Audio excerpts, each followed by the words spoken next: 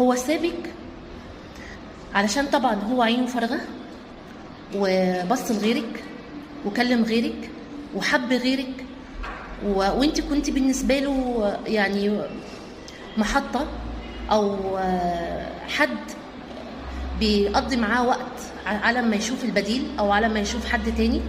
واول ما ظهر له البديل او ظهر حد تاني سابك. فده هو العيب فيه، هو مش العيب فيكي انتي.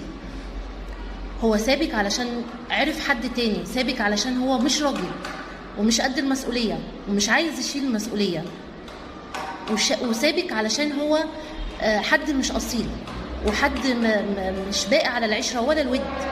هو شخصيه متقلب الود. فانا ازاي اامن لحد زي كده؟ يبقى ده ما يرجعش حياتي خالص. حتى لو رجع لي انا ما ارجعلوش، ده ما يرجعش عشان هو ما يتامنش.